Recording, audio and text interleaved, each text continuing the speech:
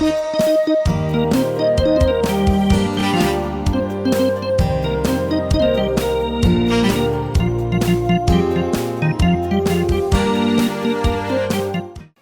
قدما ويانس علمها طرح زخون إلى زخول هافت اندأتيو ننشتي قبري مخللي كراقفون كصعنون نخير رأيهم ህብረተሰብ ዘይተሳተፈሉ ጸጥታ ህብረተሰብ ዘይተሳተፈሉ ጉዳይ ዕውት ክኾን አይኽእል ንተሃፍታም ብልምምጽ ይዝንበር ብልምምጽ ክንበር አይውልን ብመምርሒን ብተግባርን ይኽግደድ ዘለዎ አብዛ ስርቅ ግን ፖሊስ ክሓከልኻ ሕኸኸለ ኣሎ ኣብ ፍርዲ ሕኸኸልኸ ክሓከልኻ ኣሎ እና أولا مرحتنا عتيهم رأيوا وإخوهم.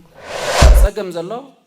نمنتاي سجم تفتيرو زب المحور السب زي كونس نمنتاي تأثيرو زب المحور السب ينال فتير نازلنا. حبر السب سرق يخص يفزلوا خلو. ولا بس سرقوا مخانو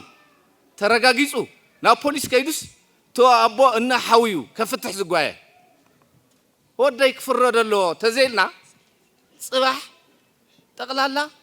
سرق زبال كوانا كطفى أي خلل جبن زبال كطفى أي خلل سلام نممسا كل عينة فلالات قديفنا كل عينة الرأيات قديفنا سلام زمجلو كلاتنا كن عمم كن رابن يقبع نفرق تدارا ديري يقبض قبل زلو ترافيك هذا جام حليفو حتى زخ الأكل تليو نوز ملكته مقرابي بانكس نوع لهم رأي كاشي نابانكم مسأتو أفت بفتحونا تبص حينتي فتحوي أيكون نيزو الله تزوي إنما علنا نتوقع أصلا يكونن ندحن أبع لنا زرقي قدلت بمقرامينا خندحن نخيل سرقتنيات نايبانكم كوميشن نتقبلوا أدلوا يفتشوا سلام لعل زخون يكون واجهينا نقدمي تمشينا خن مرحو زلنا إزويل إمنتات أما حزن بقولك عم كساسن قلتات له نفست حقي بستود من قدرت أتوه لكم بيتفردون أبزي تأتوه لكم ناي فتح أكلات بحفشة سلستهم أكلات أبزخ تراوروا لكم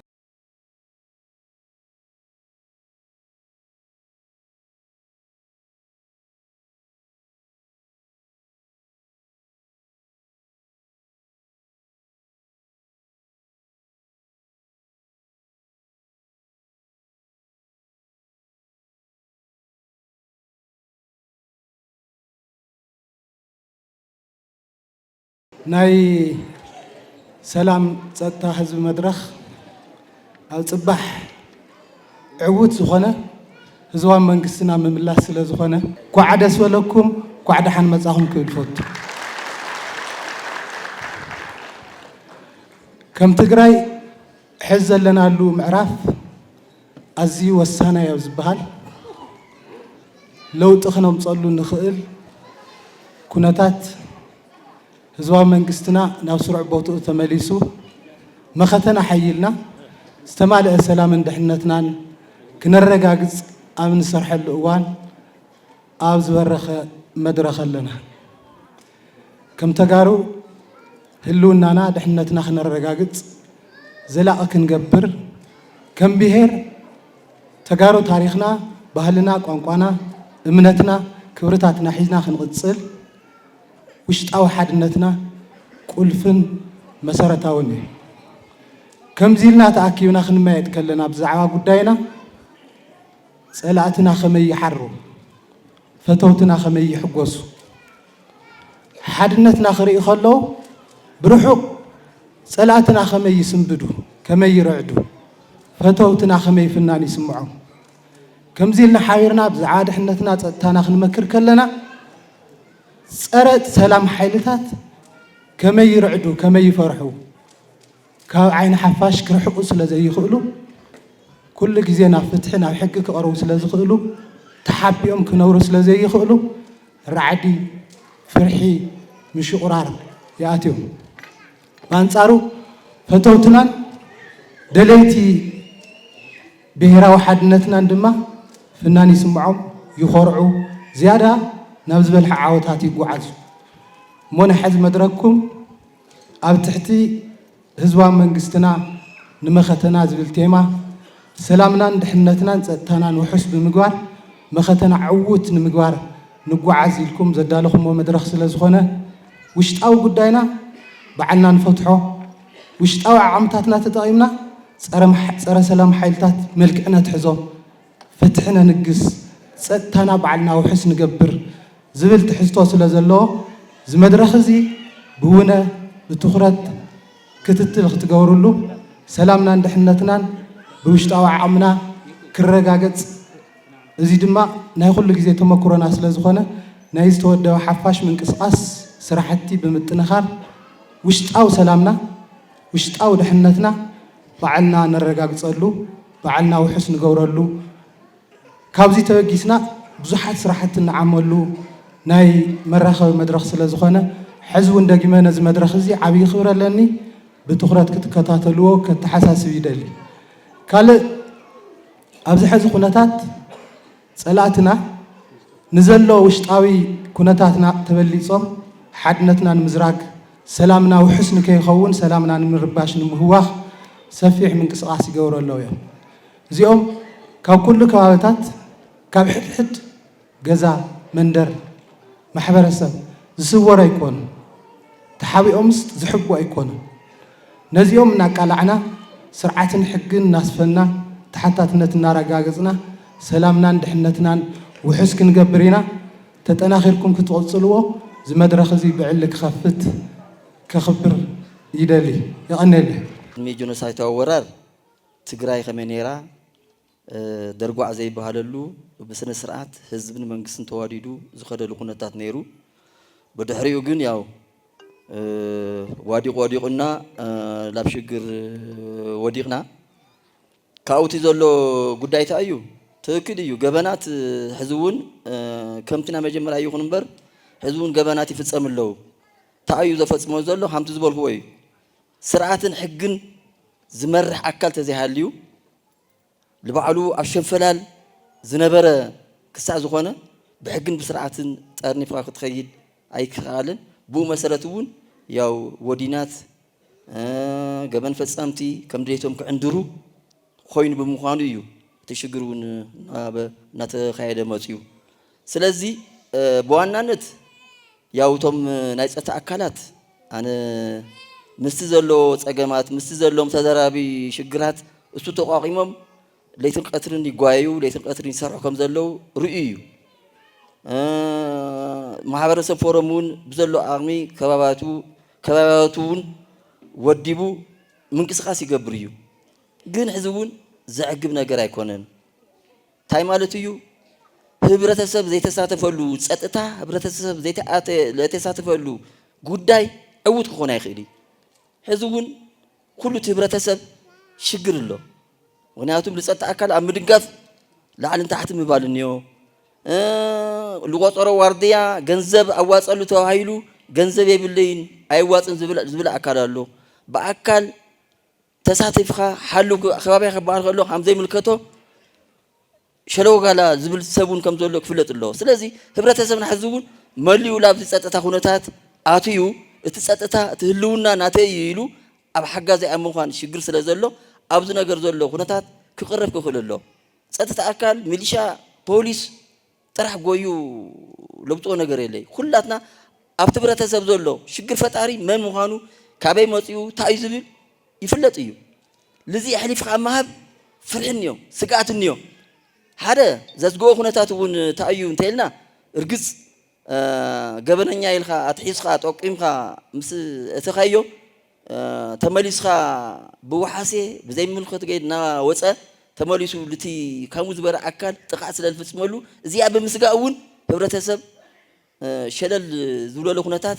እንታይ ኣተኒ ዝብለሉ ኩነታት ስለ ዘሎ እዚ ክእረም ክእል ኣለዎ ፖሊስ ብትክክለኛ ዝተዋህቦ ገበነኛ ዝሓዞ ኣፃርዩ ብትክክለኛ ላብ ቤት ፍርዲ ከቅርበሎ ቤት ፍርዲ እውን ቅድሚያ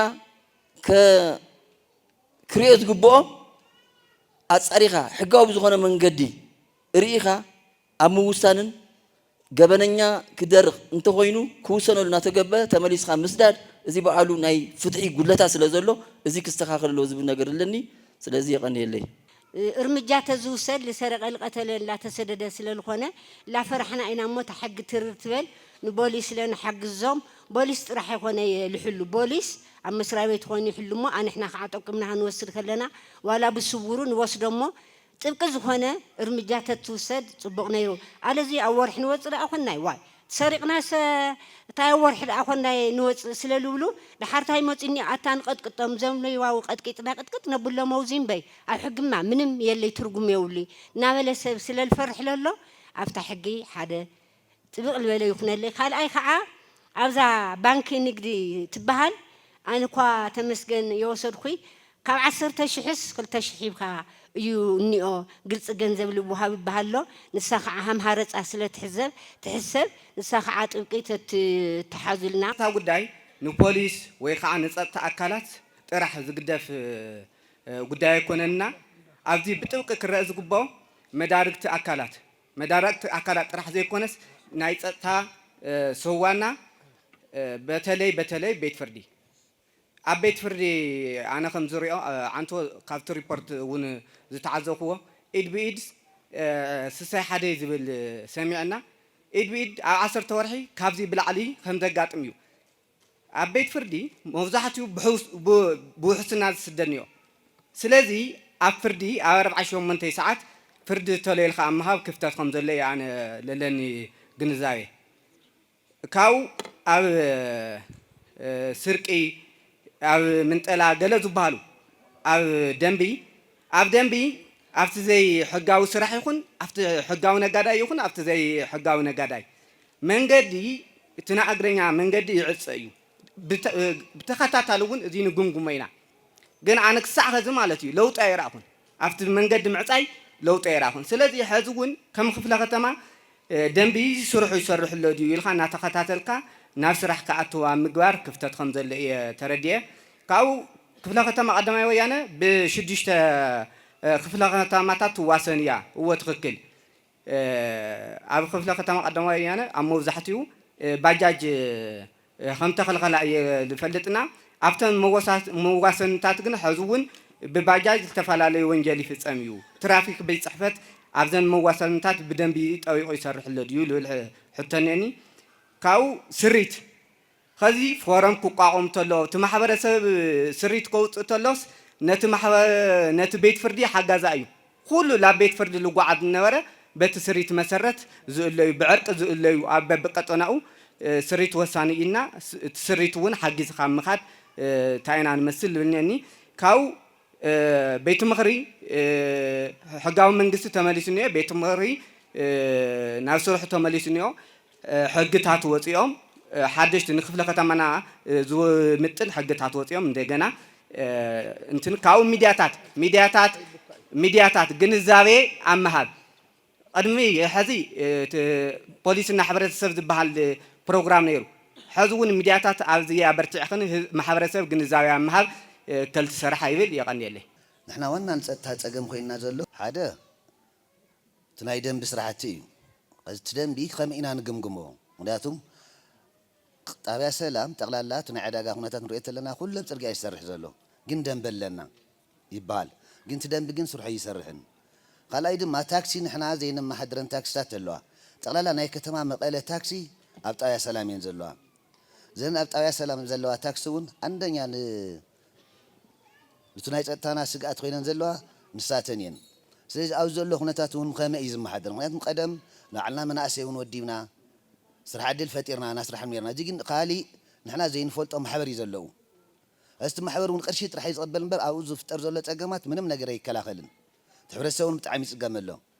ስለዚ ዘነብዚ ኒዋ ፀገማት ሓደ ኣብቲ ናይ ደንብና ኣብቲ ናይ ታክሲ ዘለዋ ፀገማት ግን ፍታሕ ተዝወሃበና ከም ጣብያ ሰላም እየ ምክንያቱም እዚ ከተማ መቐለ ብደንቢ ርዩስ ኣብዘን ታክሲ ትኩረት ገይሩ ተዝሰርሐልና ንሕና እቲ ካሊእ ናይ ፀጥታ ስራሕትና ክንሰርሕ ማለት የቐኒየለይ ኩለንተን ናይ መበገሲ ናይ ወንጀል ብፖሊስ ክቐርባ ከለዋ ፀልማት ከለላ ብምግባር እየን ዝብላ መብዛሕተን ሕዚ ፀልማት ኣበየሎ ዝብል ኢና ክነጋገር ዘለና ፀልማት ዘለዎ ቦታ ብምሉእ ቀዳማይ ወያርን ብምሉእ እቲ ናይ ንግዲ ትካላት ብምሉእ ዜርኩም ተሪኢኹሞ ብምሉእ ኣጥፊኦም እዮም ገዝኦም ዝኸዱ ኩሎም ተመነጋዶ ናይ ሚልዮናት ገንዘብ ንብረት ዝሓዘ ኣጥፊኦም እዮም ዝኸዱ حدا بوليس كتصتا أسجداج يخون زلوا مبرهتي أفدق درجت اندحر مبرهتها هليو حدا ناي وانجل مكلا خلي مبرهتي كنريو خلنا جن حدا تدها أبدها خون كله يسقط إزجبرتنا يسقط أكل يخون من محداره يخون زخونة يخون أبدها حبرسة زخونة زي أكبر أي تكبر يزول نتهافتم بالممت إزنبر بالممت كنبر يولد بممرحين بتكبارن يخجدد زلوا هذه مبرهات تصليهم يكونن أنا تدقق أميري أيو بقول خاوز مس جميرة لم تاي قدام أيو يعني سألمها راح زخوني له زخول هافتن دعتيو ننشتي جبري مخللي كراقفون كتصعنون نخير رأيهم زي أي مل سرخي وأنا هناتو زوروا سؤالكم كلها رأيوا بربعة شح ثلاثة شح وردي أخوف بيلكا ناي بليونات قرشة مخازنها أخوف بيلكا نامن وريهم تتخذ زمها فاتم جن بيت منقستي يزمسل بمبراتي نتابع علم زدق سلام على تيو نزاخف لختما جن أسأل ميتهم ما يمزخدو زيود كم بوليس كم ستا كم سرحي لكم تحسكمو ارقطاني اي كم 50% نلعل خافت زقمتكم وناي جمن مكل خان حدا مبرهات خونا لكم يزبل قمت لني قال اي تحبر السب سرقي يخصيف زلو كله ولادوس سريقو مخانو ترغاغيصو نا بوليس كيدوس تو ابو ان حويو كفتح زغوايه وداي كفردلو تزيلنا صباح تقلالا سرق زبال كوانا كطف ايخلن جبن زبال كطف ايخلن ازيون تخرت غيرو تحبرت سب مجمريا ناو غوز يمصايو ودايس تاي يسرح قاليس تايا تسرح زبل نا بعلو تزيطاويقو جبن كنكالاخلو اينخلن كاب غزاخا كاتكالاخل كتصيفو كتكلل كاب غزاخا كم حبرت سب زيكو هانغي يسرح እንዳተባለስ ደረቱ ነፍሒ ይዝኸይድ ኣብ ማህበረሰብ በቃ ፍት ሰፈር ዘና ይሉ ዝነብር እዚኮ ሃንጊ ይዝገብር ስሩሕስ ሃንጊ ይሰርሕ እንዳተባለ እንዳተወረየሉ መንገድ ኣብ ሰፈር ብነፃነት ይንቀሳቀስ ፖሊስ ይፈልጦ ናይ ጸጥታ አካል ይፈልጦ ጎረቤቱ ይፈልጦ ኣሕዋቱ ይፈልጥዎ ምስኦም ይግን ዝነብር እዚታት እንዳተጸየፍና እንዳስተኻኸልና ተዘይከና ገበን በፍጽም ክነጥፎ አይንኽልን ካብ ባዕልና አይና ክንጽየፎ ዘለና ካብ ገዛና ተዘይ ኮይኑ ናይ ጸጥታ አካላት በይኖም ኮለል እንዳወሉ ተሓደሩ ዝፍይድዎ ነገር የለን ተሓባብርቲ ማሕበረሰብ ባዕሉ እንድሕር ዘይጸርዩ ክንጸረ ይንኽልን ኣብ ባዕልና እዩ ዘሎ ቀጺለ ዝተልዓላ ነገራት ኣለዋ ኣፍተን ናይ ፖሊስ ትራፊክ ኣብቲ ትሕቲ ፖሊስ እዩ ዘሎ ተሳፊርና ንሰምዖ ኣለና ኢና እንዳሰማዕናዮ ጠጠዊልና نفرق تدارادير يقبض قبل زلوا ترافيك كنقر زلوا سرق يزيون حدا نايتي ناي جمن مكل حال نولا زلنا زي ندار أخايو وانجل ندافت سما ندحر تتقاصر وبوليس ترافيك نناي وعلو قداي طرح بصرقيات طويل زوع الكوينو منم ترافيك يكونن سراح يسرح له وعلو جنزب ناي مجمرة جمن يخات كلاخل كل أي نجار نتحبر السب زحلف وزلوا منقست قصعيلنا أين دابلكا نخيت ترف بدردر من تخترخوا تقرشي منقستي قصعيلنا أيو منقست ما جبن تخلاخل يليو أصلتينوا جبن خلاخل حدقة خيمة أيو ترافيك تطويل زلوا هذا كريه خلنا أنا منهم كنت جوري تغلن جن قال بقال كخافل الكايل يزوس ترافيك كافتو تقطع عايز تقرشس أنا خاف ليلو دارأيو تسافر أين دارأيو تاي مالتي زي ندحر بوليس بعلو إيدو زي يصفيفو صباح تحبر السب وكلهم كحدا يوم من كنت حوابرك يا بوليس من كنت حوابره ما نمسك أنا كو أبزخنا يو كن الناجر كن الزارب درجة كم نجرنا حق حيزو زخنا سب نو تعريف زيو كم زيو تتخرخيرون كم نجرنا إزراي ما بتخاخ تخبر كتكل لك ما بتنا عند أخبرنا تانا كما يكحل خمسة لو كعري زلو حنتي نايدن بتبل دنبي حقاو نقاداي نقد فقادو تسيزن قاساس أكل كخبر يزلو بعلون كخبر له جن نقادونا بعلتم تنايت تامد فراس بمولن تعزون زيركم رأيكم كوميتي فارماسي تخوينو مدحاني تحيزو أفدقو خف كله زيد اللمبر ዝኾነ ስፔር ፓርት ሒዙ ኣፍ ደጉ ኮፍተ ኢሉስ ፈቃደኛ እዩ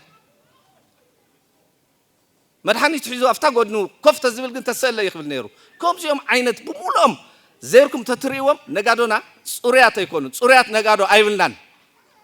ኣብዚ ቀዳማይ ወያነ ጽሩያት ተዝኾኑ ዝኾነ ነገር ዘይሕጋዊ ነገር ኣብ ንግዲ ኸይዱ ኣነኩ ከመይ ገይረ ዘይሕጋዊ ነጋዶ ዝበዝሕዎ ከተማ ከመይ ገይረ ይሰርሕ ይብል ታናቱ ስራሕ ኣፍ ደገ ሰባት ገይሮም ደቂ ሓፍቶም ገይሮም ደቂ ሓዎም ገይሮም ኣፍ ደገኦም እዮም ሽርሽርዎ ዘለዉ እዚ እውን ክልዓል ተኾይኑ ክልዓል ኣሎ እርግጥ ሕብረተሰብና ተፈናቂሉ መንበሪ ሲኢኑ ስራሕ ሲኢኑ ጋር እንዳደፈአ እዩ ዝውዕል ኣነ ንዚ ኣይቆወሞን ሰሪሑ ክበልዕ ዘለዎ እስካዕ ፅባሕ ናብ መረበቱ እስካዕ ዘይተመለሰ ኩሉ ዓይነት ሰሪሑ ክበልዕ ግን እንታይ ክትገብሮ ኣለካ ኣብ ዝፈቐድካሉ ቦታ ክሰርሕ ኣለዎ ቦታ ኣይተስኣነን ስርዓት ምትሓዝ ጥራሕ ኣይተስኣይኑ ደንብ ዝበሃሉ በተለይ ከም ክፍለ ከተማና ደንበኛ ለያው እዮም በቃ እዚኦም ክንገረሎም ዘለዎ ካብዚ ማሕበረሰብ እዚ ፈጸምቲ እዚን ይሰራሕ ኢልኩም ፕሮግራም ኣውፂኹም እዚ ይለዓል እዚ ይስተኻኸል ክትብሉ ከለኹም ከይዶም እዮም ተደራዲሮም 30-40 ሺሕ ኣዋፅእ ተባሂሉ ብሙሉአን ዘንጉልት ዝሰርሓ እዚኣተን ተትሪእወን ገንዘብ እንዳኸፈላ እየን ዝነብራ ገንዘብ እንዳኸፈላ ይለዓል ተባሂሉ ተተወሲኑ ይውሰድ ይለዓል ናይ ፀጥታ ድጋፍ ትጥይቕ ተዘይተፈፂሙ ተሓቶቱ ዝቐመጥካየ ሰብ ተዘይ ኮይኑ መንግስትን ሕብረተሰብን ዝፈሊ ነገራት እንዳሰራሕኻ ቅፅዑ ተባሂልና ኢና መሃንዲስ ከይዱ ገዛ ናይ ፀጥታ ጉዳይ ከልዕል ቅፅዑ ተባሂልና ኢና ኩሎም ኣብ ኢዶም ንትፈጻማይ ትስራሕ ትስልጣን ኣብ ትፈጻማይ ከይኮነ ዘሎ ኣብቶም ኤክስፐርት እዩ ዘሎ ኤክስፐርት ድማ ትኡ ዘሎ ኣመራርሓ ዝምልከቶ ኣካል ዝኣዘዞ ዳ ኣይሰርሕ እምበር መምርሒ ዝፈቅደሉ ናይ ሲቪል ሰርቪስ ስራሕ ዳ ኣይሰርሕ እምበር መራሒ ኣይኮነን ህዚ ግን መራሕቲ እዮም ነይሩ ኣብ ዝኾነ ቢሮ ዝቐመጥኩሞ ትዕዘብዎ ትኾኑ ኢኹም እዚኣ ስርሑ እያ ዝበልኩሞስ መራሒ ኮይኑ ኢኻ ትረኽቦ እንታይ እዩ ስርሑ መማሓደረ ሃይላይ እንትኾንካ ናይ መማሓደረ ጉዳይ ሃይላይ ኢኻ ክሰርሖ ዘለካ ወይ ድማ ምሳኻ ኮሚቴ ዝኾኑ ህዚ ግን መማሓደርቲ ካልኦት እዮም ነይሩ ጉቦ ተቐበልቲ ካልኦት እዮም ነይሩ ተትዘሩ ሕብረተሰብ ከመይ ፀርፀር ከም ዝበለ ቀዳማይ ወያነ በቃ ብገንዘብ ሓንቲ ሕቑፊ ሰላጣ ሒዛስ 200 ክትከፍሎ ንዑ ንእሽተይ ዘይስከፍ ጭሕሞ ገፊሩ እንዳዞረ ዝውዕል መንእሰይ ኣብኡ ዝተመደበ እዚ እንድሕር ዘይፈትሽኩሞ በንቂርኩም ተዘይልዕልኩሞም በቢቢሩኡ ዘለዉ ፅባሕ እውን ሕብረተሰብና ናብ ካልእ ዝኣቲ ከምዚኦም ዝበሉ ናይ ፀጥታና ዘይምችኡ እምበር ሕብረተሰብ እኮ እዚኣ ሂበካየ ኣብዚኣ ስራሕ ተልካ ይሰርሕ እዩ ፍቃድ ድዮም ዝህቡ ኣለዉ በብመዓልቱ ሰዓታት እኒኦም እዚ ሰልባጅ ክዳውንቲ ዝሽየጠሉ ቦታ ክንዲዚኣ ሰዓት ኣውፅዋ ክንዲዚአን ኣኪብኩም እንዳተባሃሉ ዝቕበልዎም ከምዚኦም ዝበሉ ናይ ፀጥታና ብጣዕሚ እሞ እንዳተፈለጡ ህዚ ብጣዕሚ ዝገርም ኣብ ቢሮስ እንዳተፈለጠ ዝኾነ ሰብ እንድሕር ተሓሚዩ ይእገድ ይለዓል ወይ ይፃረይ ተዘይኮይንስ መዓልታዊ ስርሑ ዝገበረ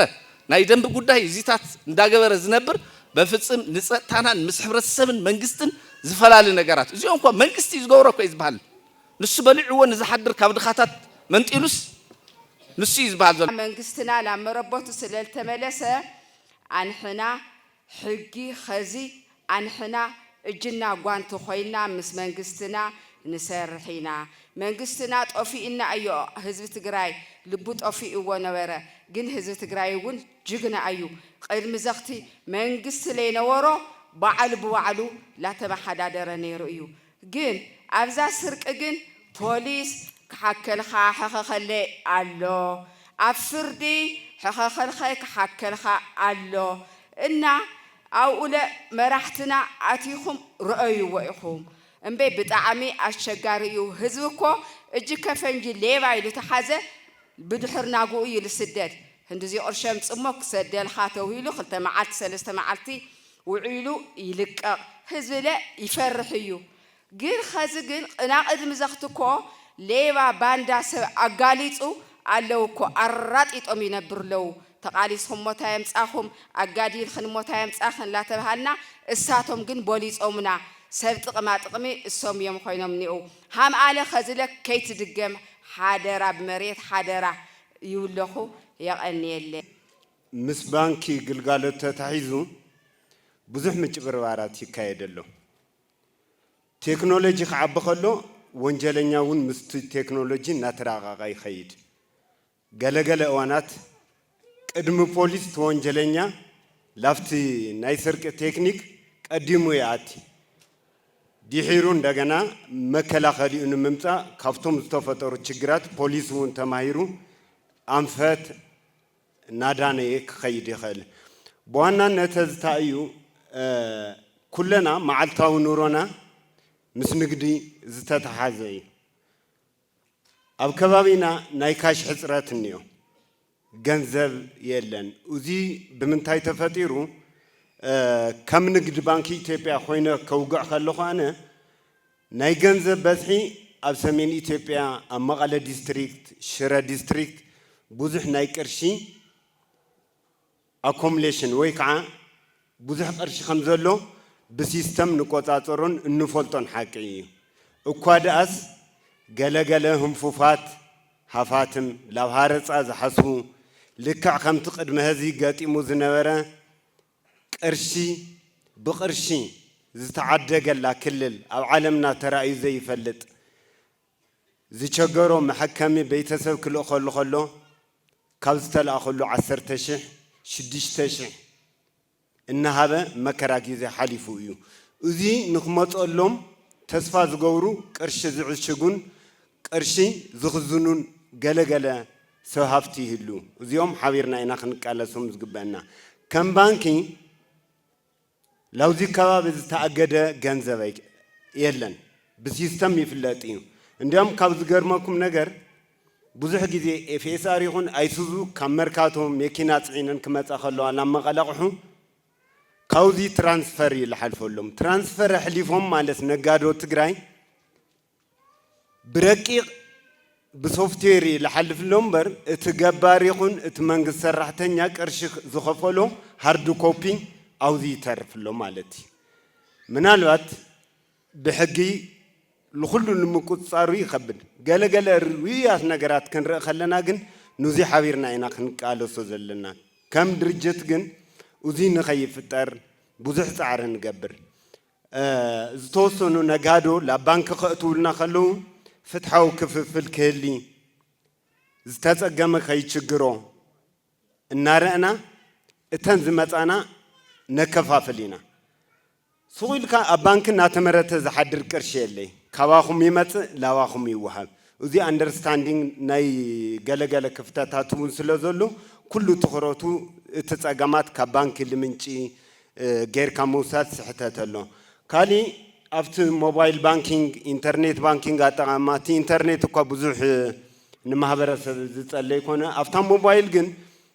بتيز تفطر ችግር كل موبايل بانكينج كتقام يدللو ولا ناي تمرتي عقم زيولو وذي لو حدقا كقالعنا وني خليو ادفانتج ونلو يو السو تزي تطقمنا معلتاوي نورونا نخندف عداغا متعدداك كخبدنا يخل كوينغنا اتقاقمو سمويا انه حبريتا باغباب اداميسكا مستر قطرخا نخالي سب احلفكا زتفلاليو ملكعاتلهم لابنت مستوشا ويكع ناريتيف لبهاللو انا 10 شيء عند حر حليفسي غزا خرايا يله من انت خستاوس غزا خرايا لصحفلا افتا غزا خراي المصحفيت افتا العلي 10 قرش صحيفو افتا غزا خراي المصحفيت 10 شحيلو كدناغر يخالي حسسنيا ملختون تكست خموصنا يخوليوم ازيوم باغباب اتكروت غيرنا كنفولتم يكبا ካልኦት መልክዓቱን ንህሉ ብዝበለጸ ተወንጀለኛ ይልፈልጦ ስለዚ ሚስጥር ቁጥርካ ለኻሊ አሕሊፍካ ዘይምህባ አጠቃቅሙ ከመዩ ታይ አይነት ሞባይል ይሒዘለሎ ዘይኮነ አፕሊኬሽናት እንደገና ሃክ ልገብሩ አፕሊኬሽናት ዘይትፈልጦ ካብ ኢንተርኔት ከተውርድ ይብልካይ እንተውሪድካ እንደገና ና ባንክ ክትጥቀም ትኽእል እዚኦም ቴክኒካው ኩሉ አው ዝመድረኽ እዚ ክዝርዝሮም አይከሊ ብቻ እናቀረውኩም ምሰሞያ ክትብሉ ካሊ ከም ንግድ ባንኪ ብስልክ ደዊሉ ከምዚ ግበር ዝብል የለይ حصرت حبريتاتات كهبك يخلي تدويل كلا بتشي عن تحمسي حدي نقد بانك تدويلكم حبريتا كهوكم يخليهم قرشي خما يحلف كم دي أجبر زبل نبانك سرحتني سلزيلو أبق أرواخم نازركب قرنجاف قريبكم يخم تكنيكال كلهم نجر كتوسدون كتجنزون زقباكم مس بانك تعيزو زي مسولكو كم قلي لما حبراو نورو كنتات تخلقو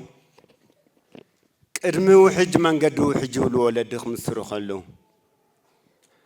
ذي تازخبر أكل كونجل نصاتي كونس كما تخبر زخل بتلي أبوليس ترافيك يزقننا كاي عبد السجان خبلع عبد الله درافت نخساتي كله ناي ترافيك من قصاص أجنان يقو كعامي كله يكونن بوزحت قطرهم زي النعقود صنعت ريسيرش يكايد كون أبزره هو أبع علي زجت أمانجن زجرمو هانغوري ماتات مركز قادل تديوم نيرهم أنا كماي كم تمل ملا كماي كبرخا خم لمتى بقرا فلوت لني لو زرزر قداي آتي أو كل ما حوروا على يخون تمالي بصوتو قبير موتيس أو ذي أدب صوتي أحوات بصوتي كمزمز كالحقن مسرحن وطاين تكيف لا يقرص له لو جبوه لو أنقولت أبدي أتنحني سلكي حز بأقباب تكيف لا يقرص أدم أنا نابوليس خدان كم واحسنا كم تصادقي مثلا نيرو لخونا نجر لفرحن التاريخي أو تقاي بوليس تاريخ تقعين لي هزجن كبيرهم كحوزنا دواء تحت أنفت سعدا قوع لجورو نيساز تأكلات كر خلاه يسنبد لبعلي وني فرح مكنياتو أبالنتهم كابتس تمخبر أبال ونجلنيا يوزحو كلهم يمالت هيكون تخرتي وهاولو كاوشرة جمير كسام مقالة أبناء ترافيك كنكس كاسي زولو تخرت تزقبرولو استان محور ستمن بحبار نزتنا نتردد أنا أنت زي كنا سرحت تصدها بناي وسنات ناي تصد حيل ترح في السماء يكونن سلازي زي مسرت تغيرو دما قدم يلون سفحت مدرخات تفطيرهم بخفله ختمه بطابيا ببلوك بقطنا ناولو بختماون سفحت مدرخات تخيدهم او زهز بصحنا يزنينا بايتا خنصح خيلنا مكنياتو او حلف كما عينت صقماتكم زنورنا زفلتيو كل غزي او استفالاله يصقم زنوره محبرسب دحر صباح كوينات حيزوهم زمصو بزحت صقمات اللويم نسو مسرت تغيرو هزنا زوص حمزنا رز بدلاتون بزحت يوم كاوزي توقيسو كم كفله ختمه ولا سفيح سرح انت تسرحه هزون زيت ودو سرحتي ወይ ድማ ዘይተዓማሙ ስራሕቲ ከም ዘለው እንደገና ካፍት ገዛ ሰፊሕ ሓሳባት ተንጸባሪቆም እዮም ብፍላይ ጸጥታና ኹነታት ምስ ናይ ፖሊስ ስራሕቲ ተኣሳሲሩ ምስ ትራፊክ ስራሕቲ ተኣሳሲሮም ዝለዓሉ ዘለው ሓሳባት ትክክል ዝብለሉ ምኽንያት ኩሉ ግዜ ዝስርሑ ስራሕቲ ካብ ዓይኒ ህዝቢ ዝስወር ነገር የለን ኣብ ቅድሚ ህዝቢ ዝስርሑ ስራሕቲ እዮም بتنكاره بدخمت سرح من سرح لهم جيزه هزبي زريهم سلزخانو توم تنكاره بتوزلوا ووز عقيبنا دخمت الصباح لنا جناتهم هالزقروز نور خاو جزا كم ينحن كرفهم زلنا نزول نحاور كالسيد لمالتي نحاور كالسخول كله تاي مالتي تكالون عرسخ إلو كوسروز جبا سقومتات أموساد كالسي حتى له هزبون إزوم أوشتنا هزبي سرح آتيوم بناي هزبي سرح شفان أولي على هزبي سأقام زوجحو الكسبات انت اللي أمون بزي منم نحسيا حليفي خهب مرداتا خهب كجمجم كقالع قدني مالتي كفتي يتبيرو تقوماتك ما تصلوا بزتفالا لي من قدي يمسي تحاوريتا بدا يسمع يخون تنو لازلنا كم تكال صفيح قمقامي كايديو من نقافي كايديو من قصصعي كايديو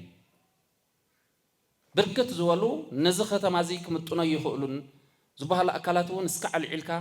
سقوم تتات وسيدك قصيحة درجة حلافنا توريدك ناوكالي إخواتك كسر حلو زلعلون بركز زوال يوم مالتي كم كتمان ترينا ترافيك صفيح زلعل زلنا مرارة من إسرائيل ብዙሓት ነኦም ንምፍታሕ ዝገበርናዮም ቃልሲ ሰፋሕቲ እዮም 26 ዝኣኽሉ ከባቢ ብዝተፈላለየ መንገዲ በብደረጃኡ ካብ ሓላፍነት ዝወርድ ወሪዱ ዝቕፃዕ ተቐፂዑ ካብ መቐለ ከተማ እውን ናብ ካሊእ ከባቢ ዝቕየረሉ መንገዲ ተፈጢሩ እዩ ዝሓለፈ ንምንታይ ናይ ህዝቢ መረረት እንድሕን ዝለዓል ኮይኑ ትክክል ኣይኮነን ካብ ዝብል ማለት እዩ ግን ሕዚ እውን እዚ እናገበርና ግን ሙሉእ ኣይኮነን ፀገማት ኣለዉ ዝበሎ ትገዛ ዘለዓለ ግን ንሕና እውን ወሲድና በብደረጃና እናረአና መፍትሕታት ንምቕማጥ ድልዋት ኢና ትዝመፅእ ዘላ ሓበሬታ እውን ብፍላይ ኣብ ከምዚ ዝበለ ዘለናሉ ግዜ ኣብ ሽግር መከራና ኣለና ተወሳኺ ሽግር ዝፈጥር ሓይሊ ሒዝና ክንጓዓዝ እውን ስለ ዘይብልና ብዎ ነሪእና ሕና እውን ንሰርሐሉ መንገዲ ክንወስድ ኢና ንማል እዩ ካሊእ ምስ ናይ ምፅራይ ስራሕትና ምስ ውሕስና ዝልዓሉ ዘለው ናይ ቀዳማይ ወያነ ፕሬዚደንት ክብሮም ይገልጽ ነይሩ ኣብ ማሕበረሰብና ዘይተፈጠረሉ ኩነታት ዘሎ ሕዚ ትፀገም ዘሎ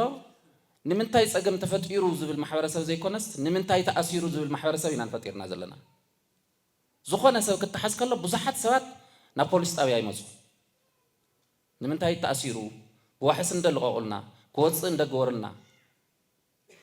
ንምንታይ ተጎዲኡ ዝብል ግን ናፍቲ ተጎዳኣይ ሰብ ዝኸይድ ሰብ ግን የለን ንምንታይ ገዝኡ ተሰሪቑ ሓዲሩ ንምንታይ ብኻራ ተወጊኡ ንምንታይ ተኸቲሩ ዝብል ማሕበረሰብ ግን የለን ከምኡ ክኾነ ይግባእን ነቲ ተጎዳኣይ ኢና ክንድግፍ ዝግበአና እቲ ዝጎዳእ ኣካል ሕሊፍና ብምሃብና ኣብ ሕጊ ክመሃር ካብ ጥፍኣቱ ክድሕን ኢና ንገብሮ ዘለና እምበር ካሊእ ዝመፀሉ ነገር የለን ተማሂሩ ፅባሕ ጥዑይ ዜጋ ኮይኑ ክወፅእ እዩ ሕጊ እርምትታት ዝወስድ በብግዜኡ ነዚ ዝቃወም ማሕበረሰብ እዩ ዝኒአና ማለት እዩ ወደይ ኣይኮነን ኣይወስድን ኣይፍፅምን ዝብል ኣተሓሳስባ ግን ኩሉ ግዜ ከምቲ ዝበሃል ዝነበረ ብቅድመይ ዝገልፅዎ ዝነበሩ እውን ነቲ ማሕበረሰብና ጎዳእ እናኾነ እዩ ዝኸይድ ዘሎ ሊብነት ስርቂ ዝፅየፍ ማሕበረሰብ ክንፈጥር እናተገበአና ነቱ ሃንጊ ገይሩ ሰሪቑ ዓሚፁ ዝመፀ ሰብ ነተባብዕ እንተኮይንና ከምቲ ዝበሃል ዝነበረ ብዙሓት ሰባት ተወንጀል ንሰብ ልዕሊኦም እናተፈፀመ እስካዕ ሂወት መስዋእቲ እውን ዝኾኑሉ ይፍጠር ኣሎ ማለት እዩ ስለዚ ኣብዚ ውሕስና መውፃእ ጥራሕ ዘይኮንና ክንርኢ ከለና ውሕስና ዝወፀሎም ዘሎ ምክንያት ከንታይ እዮም ቀሪብና ቤት ፍርዲ መረዳእታ ይንህብን ኮይኑ ምስክርን እንታይ ክገበር እየ ናብ ፖሊስ ክመላለስ እንታይ ክገበር እየ ናብ ቤት ፍርዲ ክመላለስ ኢና ንብል ዘለና ዝረአናዮ ብግልፅነት ቀሪብና መረዳእታ ኮይና መስኪርና ዝግባእ ቅፅዓት ንኸይወሃብ ሰኣን ምስክርነት መዛግብቲ ይለዓሉ ተኣሲሩ ዝቕመጥ ሰብ እኮ የለን ይፍለጥ ይሕጊ ውሕስና መሰል እዩ ብጀካ ውሱናት ውሕስና ዝኽልክሉ ነገራት ውሕስና እየኽልክልን ሕግና ስለዚ ንምንታይ ዋሕስ ወፀ ዘይኮንና ክንብል ከለና ዋሕስ ዝወፀሉ ምክንያት እንታይ እዩ ብዝብል ግን ምግላፅ የድልየና ፖሊስ ዋሕሰ የውፅን ማለት ኣይኮነን ብ27 ዋሕስ ዝወፅእ ብዙሕ እዩ ይመፅእ ተኣሲሩ ብጭቕጭቕ ብመስተ ቀለልቲ ኩነታት ተፈጢሮም ንመዕረፊ ተባሂሉ ናብ ጣብያ ክመፅእ ከሎ ናብ ክሲ ዘይሰጋገሩ ኩነታት ክኾኑ ከለዉ ትሕጊ እውን ይፈቅድ እዩ ኣረዲእካ ዓሪቕካ ክትሰዶም ማለት እዩ ኣፍቶም ክዕረቑን ክራዳድኡን ዘይኽእሉ ከበድቲ ገበናት ግን ብዝግባእ ኣመሳኺርካ ናብቲ ዝምልከቶ ዓቃቢ ሕጊ ምስ ሓለፈ ናብ ቤት ፍርዲ ዝኸደሉ ኩነታት ኣብዚኦም ዘሎ ኩነታት ግን ይተርፍ እዩ ሕዚ እውን ትክክል እዩ ኣብ መርመርትኹም ኩሉ ቁንዕ ኢልና ይንወስድን ንሕና ፀገም ዘለዎም መርመርቲ ኣለውና ብክልተ መንገዲ እዩ ትፀገም ብሓደ ወገን ናይ ዓቕሚ ፀገም እዩ ከምቲ ዓንተዎ ዝግለፅ ዝነበረ ካብ ቃልሲ ካብ መኸተ ካብ ትምህርቲ ብዝገጠመና ኩነታት ንምምካት ወፂኡ ሕዚ እውን ናይ ህዝብካ ሓላፍነት ተሸከም ተባሂሉ ናብ ፖሊስ ተመልሚሉ ዝመፀ እዩ ብቑዕ ስልጠና ናይ ምርመራ ናይ ቴክኒክ ታክቲክ ብፅራይ ስራሕቲ ብዝግባእ ዘይሰልጠነ ሓይሊ እዩ ዘለና ካብ ዓቕሚ ጉድለት ዝተርፉ ነገራት ኣለዉ ምስ ዓቕሚ ጉድለት እናለዉ እንደገና ዘይቅንዕና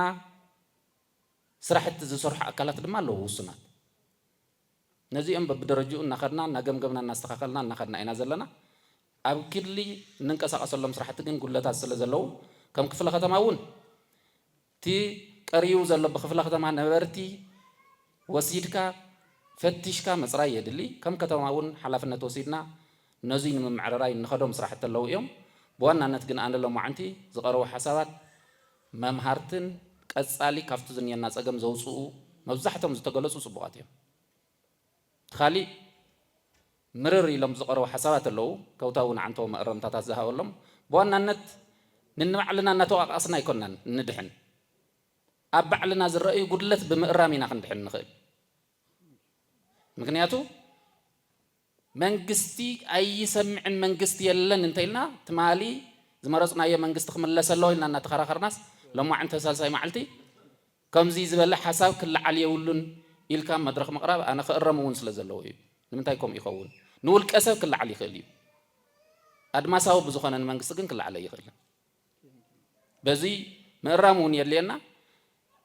ካብ ገምጋም ሓሊፉ ክሕተት ዝኽእል ኣካል ተልዩ ናብ ዝምልከቶ ምቕራብ ይከኣል እዩ ምሕታት ይከኣል እዩ ማለት እዩ ስለዚ ኣብዚ ዘለዉ ሚዛኖም ብዝሓለዎ መንገዲ ኸይድና ንንባዕልና እናተናቆርና ዘይኮናስ ንንባዕልና እናተረዳዳእና እናተኣራረምና ብንኸደሉ መንገዲ ኩነታት ፀጥታና ናይ ከተማና ንዕርየሉ መንገዲ ክንፈጥር ኣለና ብገዛ ዝተውሃቡ ሓሳባት ድማ ከም ገዛዕዮ ወሲድና ንሕና ክንሪኦም ዝግበአና ንሕና ክንፈትሖም ዝግበአና እውን ክንፈትሕ ኢና ኣብ ዝቕፅል ከምዚ ወይ ናይ መጨረሻ ዓመት ወይ ድማ ናይ መጀመሪ ዝቕፅል ዓመት ክጅመር ከሎ ናይ ህዝቢ ዋዕላታት ከዓ እቶም ሎማዓንቲ ዝተውሃቡ ኣሳይመንቲ ኣብ ምንታይ ደረጃ ኢና ፅሪናዮም እንታይ ጌርናዮም ዝብል እውን መልሲ ሒዝና ክንመፅእ ኢና እሞ እዚአን ንምውሳኸ የቕኒየለይ ፀጥታ ናብ መስጊድ ክንከይድ ናይ ቤተ ክርስቲያን ክንከድ ክንነግድ ክንመሃር ህይወትና ወፂና ብሰላም ክንኣቱ ብጣዕሚ መሰረታዊ ነገር እዩ ኣብዚ ናይ ሃይማኖት መራሕቲ ኣለኹም ናይ ኩሉ ዓይነት ሃይማኖት ኣብ ቁርኣን እውን ኣብ መፅሓፍ ቅዱስ እውን ስርቂ ዝበሃል ምጭብርባር ዝበሃል ሓሲኻ ምስካር ዝበሃል ኣብ ኩሎም ኣይፍቀዱን ልዕሊ እቶም መራሕቲ ሃይማኖት ኣነ ክገልፅ ደልየ ይኾንኩን ግን ሃይማኖትና ዕድመና ደረጃ ትምህርትና መጠን ሃፍትና ዝተፈላለየ ክኾን ይኽእል እዩ ኣብ ሰላም መፂና ግን ምንም ዝፈላለየና ነገር የለን ንኹላትና እዩ ዘድልየና ሰባት ብምዃንና ጥራሕ ሰላም የድልየና ሰላም ብምርካብና ከከም ዓቕምና ከከም ፍልጠትና ከከም ሃፍተገነትና ተንቀሳቒስና ዕለታዊ ህይወት ንመርሕ እዚ እንተዘይኮይኑ ግን ፖሊስ ንባዕሉ እውን ሓደጋ ክበፅሖ እዩ ዳኛ ንባዕሉ እውን ሓደጋ ክበፅሖ እዩ በዓል ሃፍቲ እውን ሓደጋ ክበፅሖ እዩ ቤተ ክርስቲያን እውን ሓደጋ ክበፅሖ እዩ መስጊድ እውን ሓደጋ ክበፅሖ እዩ እዚ ነበረያ ነበረ ወይ ብክልሲ ሓሳብ ኣይኮነን ሰላም እንትፈርስ ተሎ ልዕልነት ሓጊ እንትጠፍእ ተሎ እንታይ እዩ ዝኸውንስ ናይ ትማሊ ርሑቕ እንተይከድና ናይ ትማሊ ታሪክ ቁልጭ ኣቢሉ ርኢና እዩ ስለዚ ሰላም ንምምፃእ ኩሉ ዓይነት ኣፈላላያት ገዲፍና ኩሉ ዓይነት ኣራእያታት ገዲፍና ሰላም ዝመፀሉ ኩላትና ክንዓምም ክንረባረብን ይግባእ ካሊእ ሰላም ኣብ ምምፃእ ወሳኒ ሕብረተሰብ እዩ ወሳኒ ህዝቢ እዩ እቲ ህዝቢ ክገብሮ ዝግባእ ኩሉ ነገር ንምግባር ግን መሪሕነት የድሊ ምምራሕ የድሊ ኣብዚ ገዛ ኣነ ብጣዕሚ ፅቡቕ ኣገላልፃ ዝመስለኒ እቲ ህዝቢ ግበር ዝበልካዮ ይገብር ማለት ዝጠቕሞ እስካብ ዝኾነ ኣነ ዘይጠቕሞ ግበር ኢልናዮ ይገብር እዩ ዝብል እምነት የብለይን ህዝቢ ታቲ ጠቕሞ ተዋፅኦ እንተኾይና ኣረዲእኻ ግን እዚኣ ገበራ ትብሎ ተለኻ ኩሉ እዩ ዝገብር ንኣብነት ተወዲብና ንጋደል ድሕንነትና ንራግፅ ኢልና ካብ ሓደ ገዛያ 5-6-7 ምንም ክንድዚን ዝብል ምፅብፃብ እንተየቕረበ ንፀላኢ ሓቢሩ መኪቱ ካብ ሙሉእ ፅንተት ካብ ሙሉእ ምጥፋእ እውን ኣድሒኑ እዩ እዚ ንውሕስንኡ ንህልውንኡ ኢሉ ዝገበሮ ስለ ዝኾነ ባዕሉ ዝመርሖ ዘተሓውሮ እዩ ተመሳሳሊ ኣብ ፖሊስ ናሃሉ ኣብ ናይ ምምሕዳር ኣካል ናሃሉ ኣብ ናይ ህዝቢ ምልዕዓል ናሃሉ ኣብ ቤት ፍርዲ ናሃሉ ኣብ ንግዲ ዓለም ናሃሉ ኣብ ሃይማኖት እምነታት ናሃሉ ኣብታ ዕለታዊ ኣስተምህሮና ኣብታ ዕለታዊ ምንቅስቃስና ሰላም ናይቲ ከባቢ እተውሕስ ነገር ዶ ንሰርሕ ኣለና ቤተ ክርስቲያን ኣብ ኣብዶ ምህረት ክተምህር ተላ እዚኣ ዶ ትገብር ኣለና ንምእመናና መስጊድ እውን ከምኡ ፖሊስ እውን ከምኡ ናይ ምምሕዳር ኣካል እውን ከምኡ ነጋዳይ እውን ከምኡ እዚኣ እንተ ጌርና ኣይትኸብደናን እዚኣ ንፖሊስ እንተሂብናያ ግን እዚኣ ናይ ምምሕዳር ኣካል ጥራሕ እንተሂብናያ ግን ምሬ ኣይትብልን እንዲያም መሳረቕቲ እያ ትውስኽ ገበን መተኣኻኸብቲ እያ ትውስኽ እዚ ኣብ ዝኾነ ዓለም ኣብ ዝኾነ ዝሰልጠነ ዓለም እውን ብኡ እዩ ዝኸይድ ቆረብ ናይ ቤት ፍርዲ ኣካላት ኣለኹም ሓሳብ እውን ሂብኩም ፅቡቕ ዝሰማምዐሎም ሓሳባት ሂብኩም ኢኹም ናይ ባንክ ሰራሕተኛታት እውን ኣለኹም ኣመራርሓ እውን ኣለኹም ፅቡቃት ሓሳባት ሂብኩም ኢኹም ይሰማምዕሎም እየ ንባዕልኹም እውን ግን ረኣዩ ባንክስ ንባዕልኹም ረኣዩ ካሽ ናብ ባንክኹም ምስ ኣተወ ኣብቲ ብፍትሓውነት ተበፃሓይነት ፍትሓዊ ኣይኮነን እዩ ዝብሎ እቲ ህዝቢ ከምታ ኣብ ትራፊክ ከምርር ኣቢልካ ዘቐረብካያ ኣብታ ባንክኹም ዘላ ግልጋሎት እውን ሰዋና ኣብ ውሽጢ ኣለኹም ኣብ ውሽጢ ኣለኹም ምሳኹም ዲና ንነብር ንሕና ካሽ ንጥቀም የለን ትብሉና የለን ኢልና ንኸይድ ሰራሕተኛታት ናይ ባንክኹምስ ኮሚሽን እናተቐበሉ ኣድልዎ ይፍፅሙ በቃ ይውሰዱ እንበዓልመን ክንደይ ሚልዮን ኣብ 2 ሰሙን ኣብ ወርሒ እንበዓልመን ክንደይ ሚልዮን ኣብ ተረንሸዋ ድዩ ኣብ ሻንጣ ድዩ ኣብ ናይ ባዕሎም መቆለፊ ድዩ ሒዞም ንገዝኦም ከይዶም ትፈልጡ እንዲኹም ታዳ ይሰግድሉ ድዮም ኣለዉ ገዝኦም ጸሎት ድዮም ዝገብርሉ ኣለዉ ሰርሕሉ ከዮም ኣለዉ እዙይ ካብ ሃረፃ ካብቶም ፍጹም ብባንክ ዘይፍቀዱ እዩ ብፖሊስ ጥራሕ ኣይኮነን ሃረፃ ክህደን ዘሎ ስለዚ እቲ ባንኪ ንባዕሉ ይርአ ኣብቶም ካልኦቶም ዘቐረብኩሞም ይሰማማዕ ልክዕ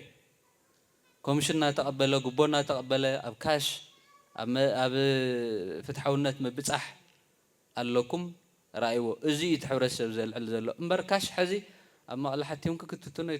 ዘይትኽእልዎ ይትኽእልዎ ኣብ ቤት ፍርዲ ተመሳሳሊ ጉቦ ዘቕበል ዳኛስ ኣለኩም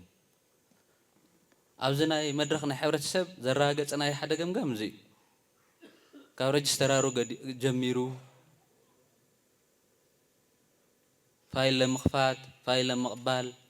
መዝገብ ጠፊኦም ምባል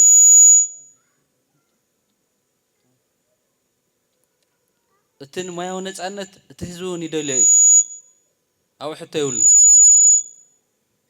ብሃበን ተረኸበን ዳኛ ድላይ ዝገብረላ ዓዲ ከይትኸውን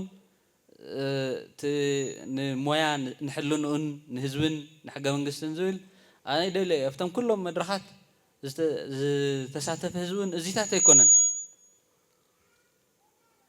እቲ ቤት ፍርዲ ግን ተንክገብረን ዝግባኣ ንእሽተን ነገራት ፀንቂቑ ኣብ ምግባር ሽግር ኣለዎ ናብ ውሽጢ ይመለስ ምስ ቤት ፍርዲ ዝገምገምናዮ እዚ ምስ ከተማ ቤት ፍርዲ ሽግራት ኣለዉ ኣብዚ ኣብ ፀጥታ ጥራሕ ፈሊና ንርኢ ስለ ዘለና እንተዘይኮይኑ ኣብ ፀጥታ ዝፍጠሩ ኬዛት እውን ባዕሎም ፀገማት ኣለዉ ፍትሒ ናይ ምርታዕ ዓቕምና ትሑት እዩ ብጣዕሚ ትሑት ገበነኛ ዳ ኣኽርታዕ ድዩ ክደሊ ንኸይርታዕ እኮ ኩለን ነኋላት ቁልፍልፍ ኣቢልኮ ኢኹም ኣጎተና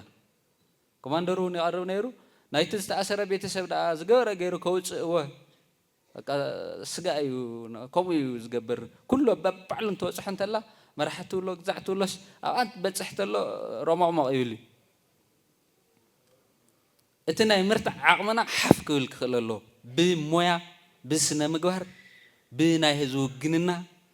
ወሲድና ኢና ክንሰርሕ ዘለና ኣብዚ መሰረታዊ ጉድለት ኣሎ ህይወት ጠፊኡስ ኣይንረክብን ዘለና ህይወት ናይ ሰብ ካብቲ ዓብዳ እንታይ ትመፀና ድያ እታ ስግኣት ናይቲ ሕብረተሰብ እውን ካብዚኣ ትውገስ ካሊእ ናይ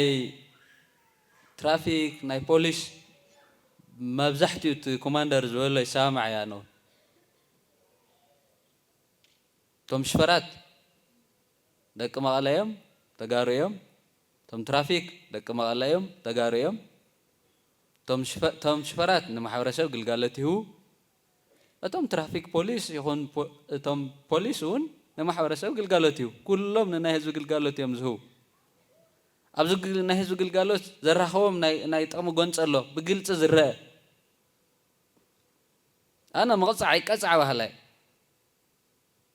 ማለት ሓዲኡ እውን ክንሕዝ ስለ ዝግባእ ወንጀለኛ ይቕፅዕን ኣይሕተትን ታሕታትነት ይተራግፁን ኣለኹም ዝብል በቲ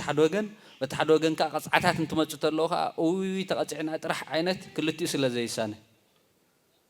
እቲ ቅፅዓት ግን ብመጠን ናይቲ ዘጥፍኦ ጥፍኣት እናተመዘነ ክኸውን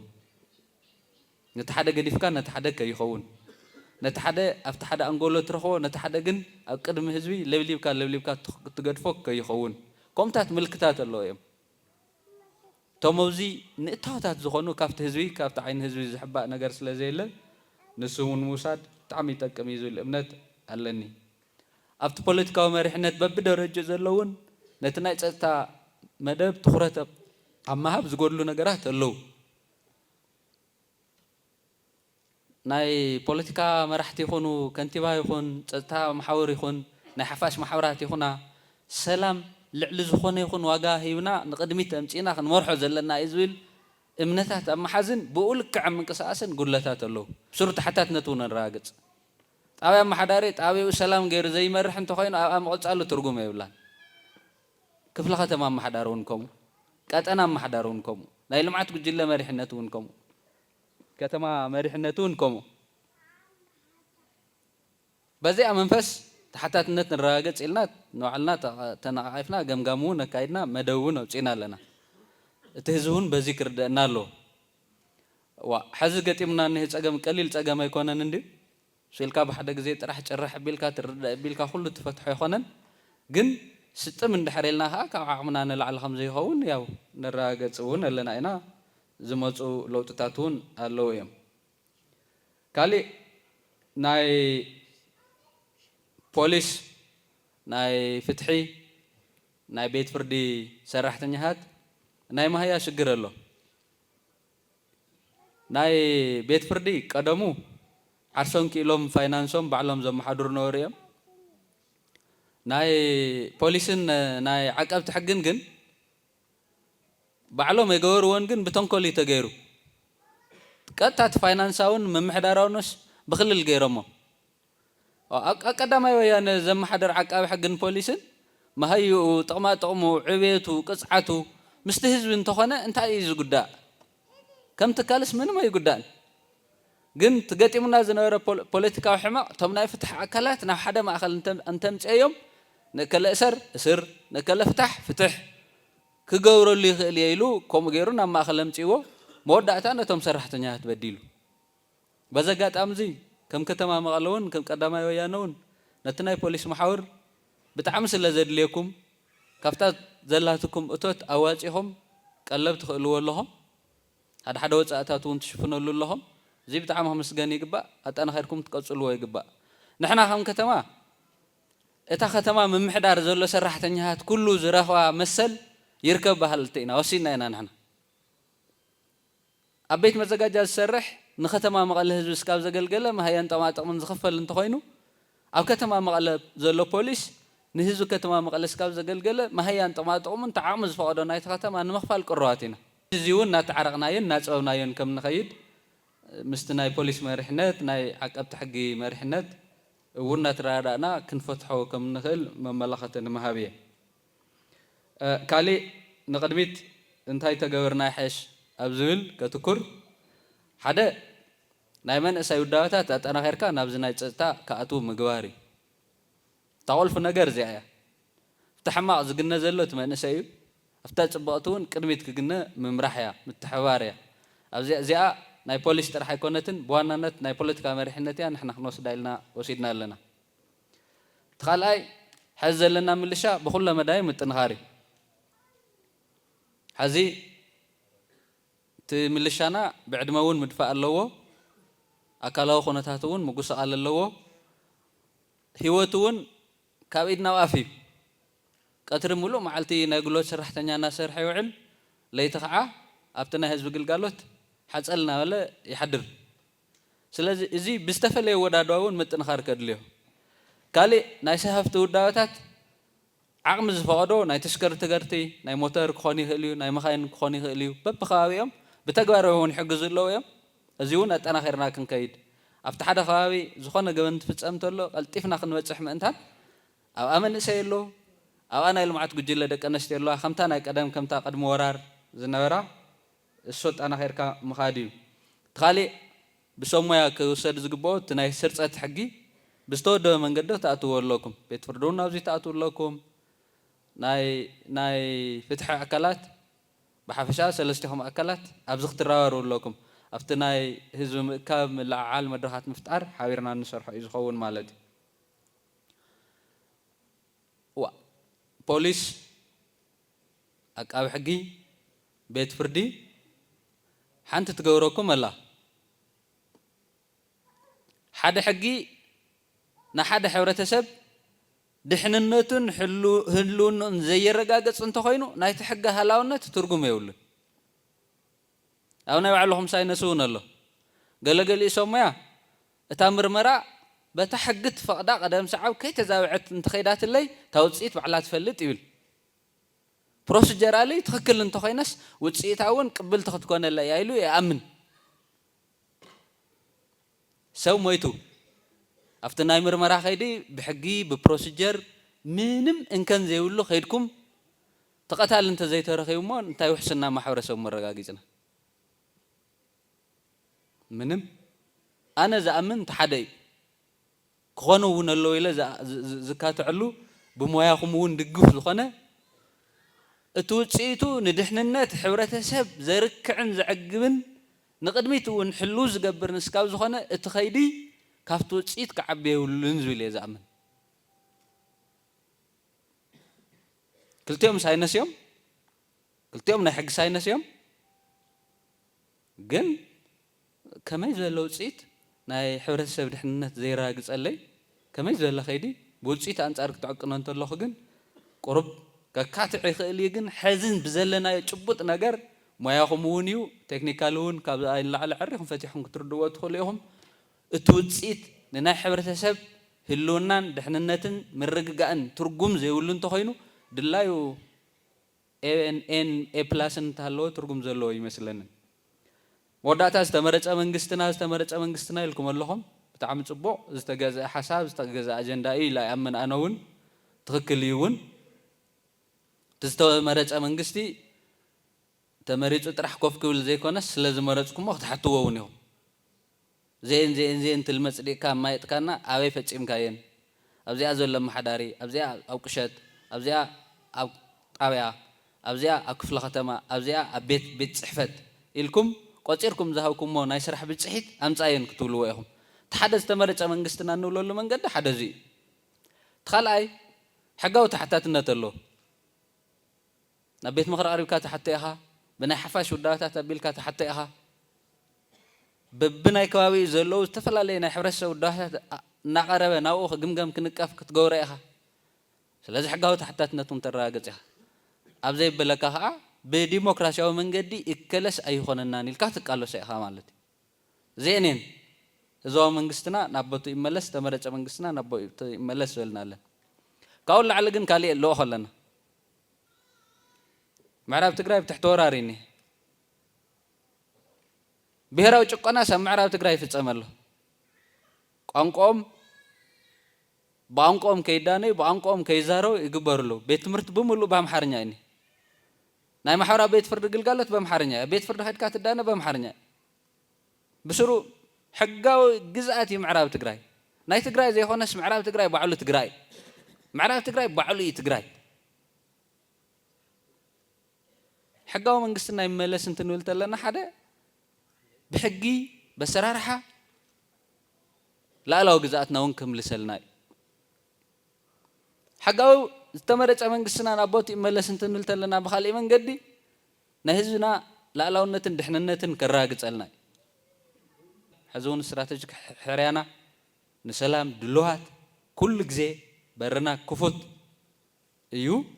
እቶም ኩሎም ዘለዓልኩሞም ኣገደስቲ ዝበሃሉ መብርሂ ዘይሃብ ኩሎም ከም እታወታት ወሲድና ከም ተወሳኺ ዓቕሚ ወሲድና ኣብቲ ፕላንና እውን ኣካቲትና ታሕቲ ወሪድና ምሳኹም እስካብ ልምዓት ጉጅለ እናቐኒቕና እዚ ከተማ እዚ ተደጋጊፍና ንሰርሕ ኢና ዘለዓለማዊ ክብርን ሞገስን ጀጋኑ ስዋኣትና ይቐኒየለይ ትሕዝቶታት ሚድያ ወይን ስለ እትከታተሉ ነመስግን በብእዋኑ ዝፍነው መደባት ወይን ንምክትታል ሳብስክራይብ ላይክ ሼር በመግባር ቤተሰብ ሁኑም ኩሉ ሃናፂት ትብልዎ ርእይቶኹም ክንቕበል ኢና ሚድያ ወይን